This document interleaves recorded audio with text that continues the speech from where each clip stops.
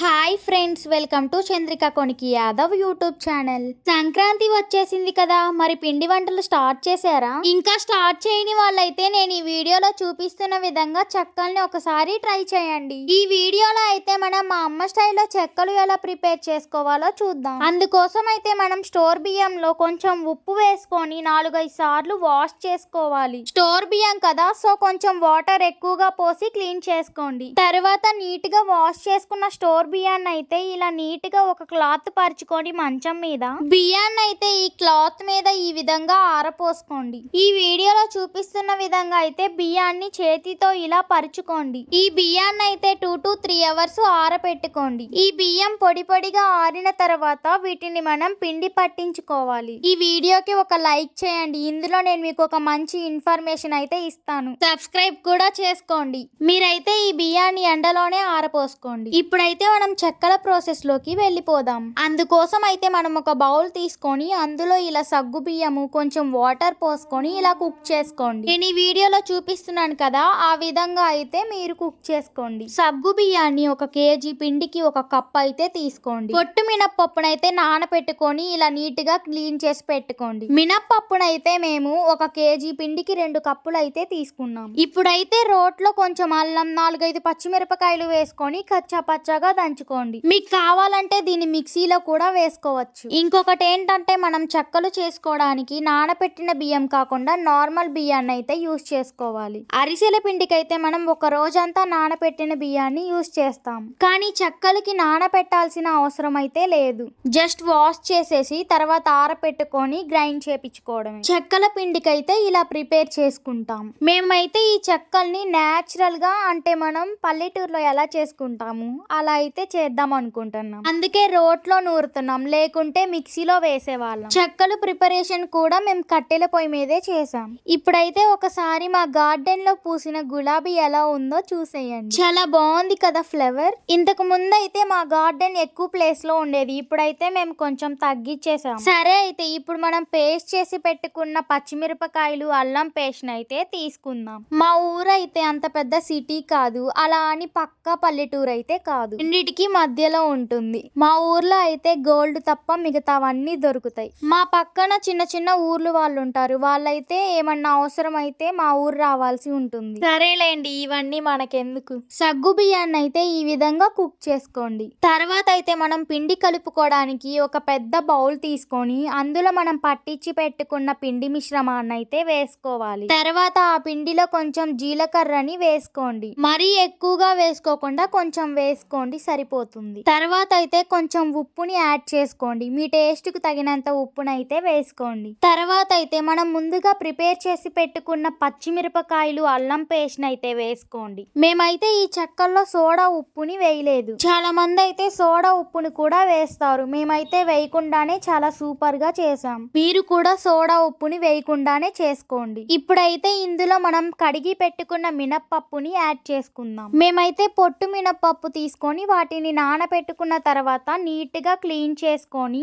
ఈ చెక్కల పిండిలో అయితే వేసుకుంటున్నాం. తర్వాత అయితే మనం ముందుగా కుక్ చేసి పెట్టుకున్న సగ్గు బియ్యం మిశ్రమాన్ని కూడా వేసుకోండి. సగ్గు బియ్యం కుక్ చేసుకోవడానికి వాటర్ అయితే యాడ్ చేసుకున్నాం కదా, ఆ వాటర్ ని ఈ సగ్గు బియ్యాన్ని అయితే డివైడ్ చేసుకోండి. ఆ సగ్గు బియ్యం ఉడకపెట్టుకున్న వాటర్ తోనే మనం ఇప్పుడు ఈ చెక్కల పిండి మిశ్రమాన్ని కలపబోతున్నాం. ఇప్పుడైతే సగ్గు బియ్యం వేసుకున్న తర్వాత ఒకసారి మొత్తం మిక్స్ చేసుకోండి. మనం ఇందులో వేసుకున్నవన్నీ కలిసేలాగా మిక్స్ చేసుకోండి. సంక్రాంతికి హాలిడేస్ ఇచ్చారు కదా, మరి మీ పిల్లలకి ఏం చేసి పెడుతున్నారు? మీ పిల్లల్ని మీ బంధువుల ఇంటికి అలా పంపించారా, లేకుంటే మీ ఇంటికే ఎవరైనా బంధువులు వచ్చారా? పిల్లలంటే ఏదో ఒక స్నాక్స్ అడుగుతూ ఉంటారు కదా. ఈ మధ్య అయితే చాలా మంది బయట కొనుక్కొచ్చేసి పెడుతున్నారు. నిజంగా కంపేర్ చేయండి, బయట చేసే చెక్కలు బాగుంటాయా లేకుంటే మనం ఇంట్లో చేసుకునే చెక్కలు బాగుంటాయా? చాలా మందికి అయితే మనం ఇంట్లోనే ప్రిపేర్ చేసుకునే పిండి వంటలు అలాగే పచ్చళ్ళు అయితే చాలా మందికి అయితే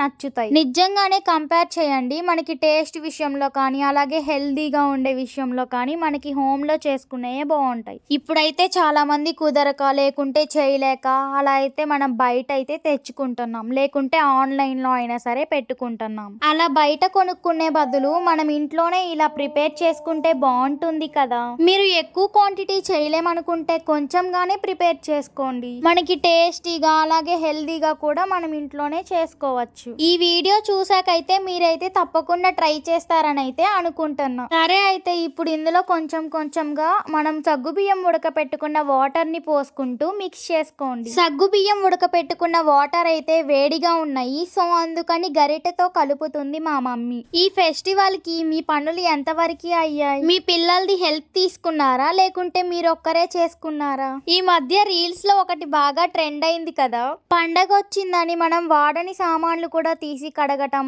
మళ్ళీ వాటిని తీసి షెల్ఫ్స్ లో పెట్టేసేయడం. అంతకాడికి ఎందుకు కడగటం అని ఒక రీల్ వచ్చింది, చూసే ఉంటారు కదా. ఇన్స్టా మీమ్స్ కూడా వచ్చాయి. అది ఎలా క్రియేట్ చేశారంటే ఆ సామాన్లు మనల్ని అడుగుతున్నట్లు చేశారు. పాపం అది కూడా నిజమే కదా. Just for fun YouTube channel ఎలా క్రియేట్ చేసుకోవాలో చెప్తాను మీకు. ఫస్ట్ అయితే మీరు యూట్యూబ్ ఛానల్ ఏ నేమ్ మీద క్రియేట్ అయితే చేద్దాం అనుకుంటున్నారో ఆ నేమ్ మీద మెయిల్ అనేది క్రియేట్ చేసుకోండి. తర్వాత అయితే మీరు యూట్యూబ్ లో ఆ మెయిల్ తో లాగిన్ అయ్యేసి పర్మిషన్స్ అన్ని ఇచ్చేసి మీ ప్రొఫైల్ ని క్రియేట్ చేసుకోండి. మీరైతే యూట్యూబ్ నేమ్ ని కొంచెం డిఫరెంట్ గా తీసుకోండి, అందరు తీసుకునేలా కాకుండా కొంచెం యూట్యూబ్ లో సెర్చ్ చేస్తే మన నేమ్ వస్తుంది అనే విధంగా తీసుకోండి. ఈ విధంగా తీసుకుంటే అయితే మనకి యూట్యూబ్ ఛానల్ అనేది కొంచెం బాగా రన్ అవుతుంది. తర్వాత మీరు వీడియోస్ చేయాలనుకుంటే వీడియోస్, లేకుంటే షార్ట్స్ చేయాలనుకుంటే షార్ట్స్ క్రియేట్ చేసుకొని రోజుకొకటి అప్లోడ్ చేసుకోండి. మళ్ళీ కంటిన్యూ చేస్తాను. పిండిని అయితే మనం ఈ విధంగా ముద్దల్లాగా కలుపుకొని తర్వాత చిన్న చిన్న బాల్స్ గా డివైడ్ చేసుకోవాలి. పిండిని అయితే ఆరిపోనీయకుండా ఒక కాటన్ క్లాత్ ని వాటర్ లో తడిపి దాని మీద వేసుకోండి. తర్వాత అయితే ఒక బాండీ పెట్టుకొని అందులో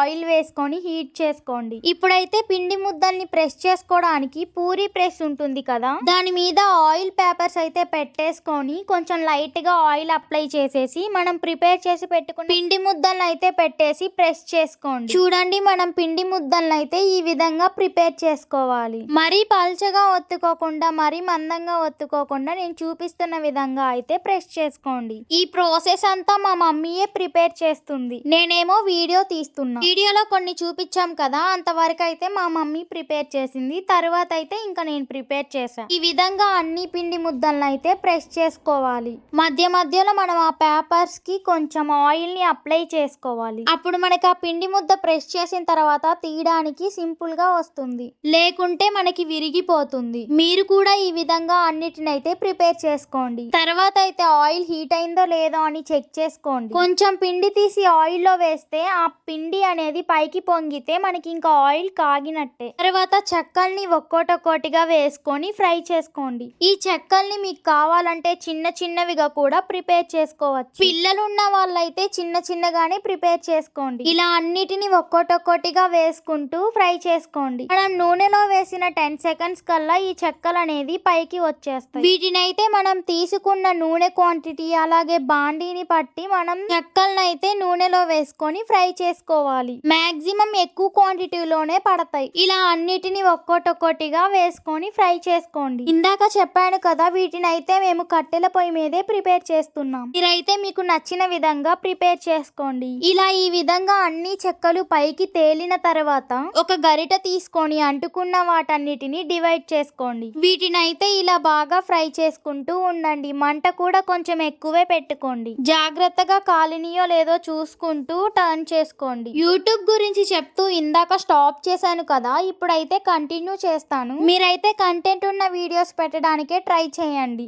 ఈ మధ్య అయితే ఎక్కువగా ఫుడ్ కి సంబంధించిన ఛానల్సే బాగా రన్ అవుతున్నాయి. లేదంటే మీరు యాక్టింగ్ చేసే వాళ్ళైతే అవి కూడా మంచి కంటెంట్ ని క్రియేట్ చేసుకొని అప్లోడ్ చేసుకోవచ్చు. చాలా మంది అంటుంటారు కొంతమంది యూట్యూబ్ ఛానల్ ని కొనుక్కొని రన్ చేస్తున్నారని. అది మన ఇష్టం. అలా కొనుక్కోవటం కన్నా మనం ఇలా క్రియేట్ చేసుకొని ఓన్ గా చేసుకోవడమే బెస్ట్. కొంచెం లేట్ అయినా కానీ మనకి జెన్యూన్ గా ఉంటుంది. ఇంకా నా ఛానల్ గురించి అయితే నేను ఓన్ గా క్రియేట్ చేసుకున్నాను. మనం ఈ చెక్కలను అయితే ఒక సైడ్ ఫ్రై అయిన తర్వాత మరొక సైడ్ కి టర్న్ చేసుకొని ఫ్రై చేసుకొని మీరు ఎందులో అయితే స్టోర్ చేసుకుందాం అనుకుంటున్నారో అందులోకి అయితే తీసుకొని స్టోర్ చేసుకోవచ్చు. మనకైతే ఇవి 2 to 3 months నిల్వ ఉంటాయి. అంటే మనం జాగ్రత్తగా స్టోర్ చేసుకునే దాన్ని బట్టి నిల్వ ఉంటాయి. అయినా 2 to 3 months నిల్వ ఉంచుకోవడానికి ఉంటే కదా ఫస్ట్. కిడ్స్ ఉంటే అస్సలు ఉండవు. అంటే నిల్వ ఉంచుకోకుండా తినేస్తామని అంటున్నా.